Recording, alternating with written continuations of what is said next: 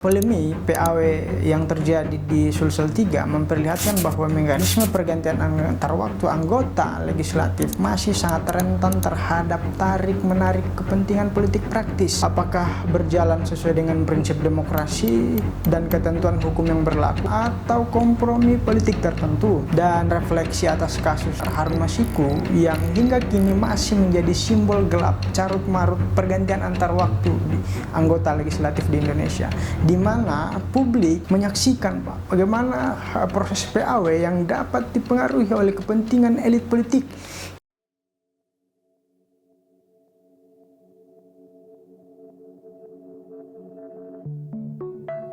Meskipun anggota DPR RI dipilih langsung oleh rakyat, sistem kepartaian di Indonesia seringkali menimbulkan dilema dalam prinsip kedaulatan. Secara hukum, kursi parlemen dianggap sebagai milik partai politik, bukan milik individu yang dipilih atau yang terpilih.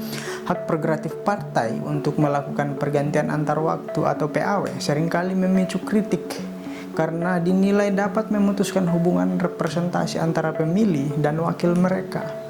Akibatnya, terjadi kesenjangan antara ekspektasi demokrasi langsung pilihan rakyat dengan realitas politik formal, di mana kendali partai politik masih jauh lebih dominan daripada mandat individu dan konstituennya. Dualisme kedudukan anggota parlemen diatur dalam undang-undang, di mana terjadi perebutan klaim antara mandat rakyat dan mandat partai. Lalu bagaimana dengan dinamika politik pergantian antar waktu atau PAW DPR RI di Indonesia? Selengkapnya kita bahas. Sebenarnya pergantian antar waktu atau PAW anggota DPR RI bukanlah hal yang asing di pusaran perpolitikan kita. PAW anggota DPR RI merupakan sebuah mekanisme hukum yang memang dirancang sebagai upaya untuk menjaga keberlangsungan fungsi representasi dalam sistem ketatanegaraan kita. Mekanisme ini muncul sebagai respon atas terjadinya kekosongan jabatan legislatif yang disebabkan oleh berbagai faktor, termasuk diantaranya apabila anggota DPR RI yang bersangkutan meninggal dunia, mengundurkan diri, atau diberhentikan dari jabatannya sebelum masa jabatan berakhir. Secara normatif, ketentuan mengenai PAW diatur dalam Undang-Undang Nomor 7 Tahun 2017 tentang Pemilihan Umum dan Undang-Undang MD3 yang secara tegas mengamanatkan bahwa apabila terjadi kekosongan, maka posisi tersebut diisi oleh calon legislatif dari partai politik yang sama yang memperoleh suara terbanyak berikutnya dalam daftar calon tetap pada daerah pemilihan yang bersangkutan. Namun, karena tingginya frekuensi penataan ulang kepengurusan kursi ini seringkali dinilai mengindikasikan dominasi partai politik, karena parlemen sering diperlakukan sebagai aset untuk menjaga dominasi kekuasaan daripada instrumen murni perwakilan rakyat. Dominasi partai politik dalam menentukan calon pengganti ini dinilai sangat berisiko atau berpotensi untuk menimbulkan praktik transaksional seperti suap dan gratifikasi.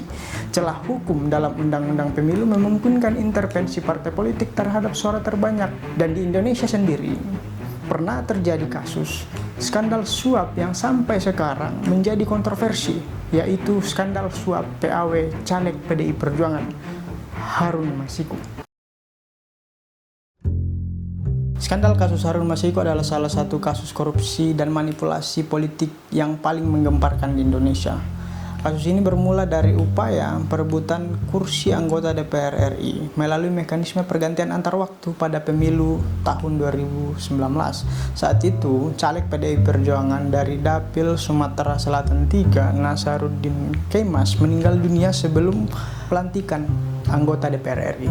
Berdasarkan perolehan suara, kursi yang seharusnya mengisi ruang kosong itu diberikan kepada caleg yang memperoleh suara terbanyak berikutnya, yaitu Rizky Aprilia. Namun karena muncul dorongan yang diduga datang dari dalam internal PDI Perjuangan yang menginginkan PAW itu diberikan kepada Harun Masiku yang memperoleh suara jauh lebih sedikit dari Rizky Aprilia. Karena KPU bersikeras untuk tetap melantik Rizky Aprilia lantaran menurutnya Harun Masiku tidak memenuhi syarat, upaya lobi pun dimulai. Harun Masiku bersama beberapa pihaknya termasuk termasuk Saiful Bahri dan mantan anggota Bawaslu RI Agustiani Tio melakukan pendekatan-pendekatan kepada beberapa pihak, termasuk salah satu diantaranya adalah Wahyu Setiawan yang saat itu menjabat sebagai komisioner KPU RI. Langkah-langkah persuasi terus dilakukan yang pada akhirnya membuat Wahyu Setiawan menyanggupi dengan meminta uang sebesar 900 juta untuk melakukan operasi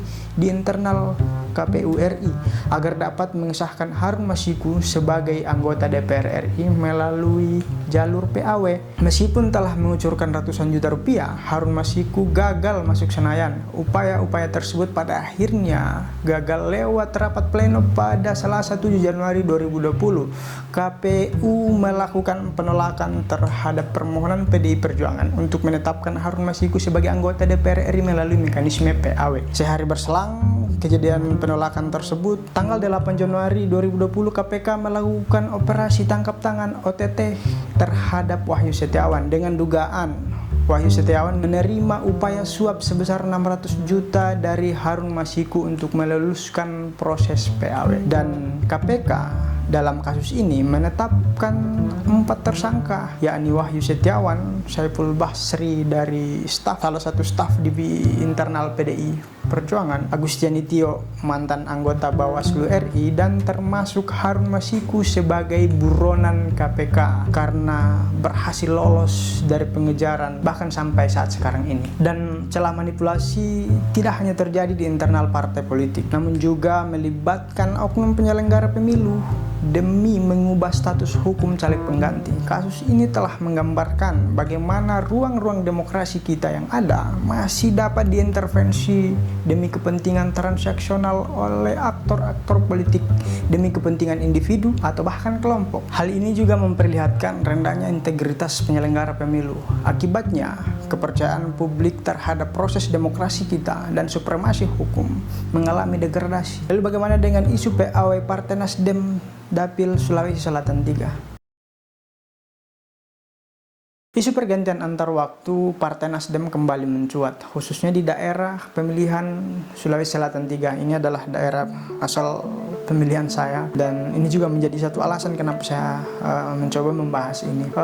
Bermula polemik muncul setelah salah satu politikus Partai Nasdem yang cukup mentereng, yaitu Rusdi Mapasepu atau akrab disapa dengan panggilan RMS, memutuskan hengkang dari Partai Nasdem dan bergabung ke Partai Solidaritas Indonesia. Perpindahan tersebut otomatis mengharuskan dirinya melepaskan jabatan sebagai anggota DPR RI. Akibatnya menimbulkan kekosongan di Senayan. Kondisi ini menjadikan dinamika politik di Sulawesi Selatan, khususnya di Dapil Sulawesi Selatan 3, kembali menjadi perhatian publik. Di satu sisi, Dewan Pimpinan Pusat Partai Nasdem harus mengambil langkah-langkah untuk mengisi kekosongan kursi tersebut melalui mekanisme PAW. Namun di sisi lain muncul polemik mengenai siapa sosok yang paling berhak untuk menggantikan posisi tersebut. Apabila kita mencoba melihat hasil rekapitulasi Komisi Pemilihan Umum pada Pemilu Legislatif 2024, Partai Nasdem memperoleh 2 kursi di Dapil Sulsel 3 yang masing-masing ditempati. Yang pertama Rusdi Mapasepu atau RMS, dan yang kedua Eva Stefani Raba. Sementara itu peraih suara terbanyak berikutnya adalah Putriana Hamdadaka atau akrab disapa Putri Daka dengan total suara sebanyak 53.000 sekian suara sah. Dan secara normatif, apabila mengacu pada Undang-Undang Pemilu dan regulasi KPU, mekanisme pergantian antar waktu mengharuskan pergantian dilakukan berdasarkan urutan perolehan suara terbanyak berikutnya dari partai dan daerah pemilihan yang sama. Dengan demikian, secara aturan Putri Daka atau secara administratif, Putri Daka merupakan figur yang paling berhak diusulkan untuk mengisi kursi kosong tersebut. Namun persoalannya menjadi dilematis karena sebagian kader Partai Nasdem atau simpatisan Partai Nasdem menolak Kemungkinan tersebut, penolakan tersebut terjadi karena beberapa faktor, termasuk diantaranya ada suatu momen pada Pilkada 2024, Putri Daka dianggap melawan keputusan partai ketika saat itu tetap maju pada Pilkada serentak 2024 di Kota Palopo sebagai calon wali kota dengan kendaraan partai yang berbeda. Meskipun Partai Nasdem telah mengusulkan kandidat lain secara resmi, dilema berikutnya muncul apabila DPP Partai Nasdem memilih untuk tidak mengusulkan Putri Daka sebagai pengganti. Langkah tersebut berpotensi menimbulkan persoalan hukum karena bertentangan dengan ketentuan peraturan perundang-undangan yang mengatur bahwa PAW harus diberikan kepada calon legislatif dengan perolehan suara terbanyak berikutnya secara berurutan. Polemik PAW Partai Nasdem Dapil Sulsel 3 tidak hanya memperlihatkan dinamika internal partai, tetapi menunjukkan ada benturan antara kepentingan politik praktis dan prinsip kepastian hukum dalam mekanisme pergantian antar waktu anggota legislatif di Indonesia. Kini pertanyaan yang sama kembali muncul. Apakah mekanisme PAW atau pergantian antar waktu benar-benar akan berjalan berdasarkan aturan hukum dan suara rakyat, atau justru tunduk pada kepentingan politik praktis partai? Dua fenomena studi case yang diangkat di atas pada dasarnya menjadi refleksi atas dinamika politik di Indonesia. Polemik PAW yang terjadi di Sulsel 3 memperlihatkan bahwa mekanisme pergantian antar waktu anggota legislatif masih sangat rentan terhadap tarik-menarik kepentingan politik praktis, dan refleksi atas kasus besar Harun Masiku yang hingga kini masih menjadi simbol gelap carut-marut mekanisme pergantian antar waktu di anggota legislatif di Indonesia, di mana publik menyaksikan bagaimana proses PAW yang dapat dipengaruhi oleh kepentingan elit politik ini menjadi tantangan terhadap integritas lembaga penyelenggara. Komisi Pemilihan Umum tentu akan kembali diuji dalam mekanisme pergantian antar waktu. Apakah berjalan sesuai dengan prinsip demokrasi dan ketentuan hukum yang berlaku, atau berdasarkan tekanan atau kompromi politik tertentu. Sebab ketika aturan hukum mulai dibenturkan dengan kepentingan politik praktis, maka yang terancam bukan hanya legitimasi partai politik, Pak, tetapi kepercayaan publik terhadap sistem demokrasi kita. Dan tentu yang menjadi soalan adalah institusi pemilu itu sendiri. Mari kita pantau perkembangan proses ini tanpa harus terpecah belah. Demikian video ini. Assalamualaikum warahmatullahi wabarakatuh.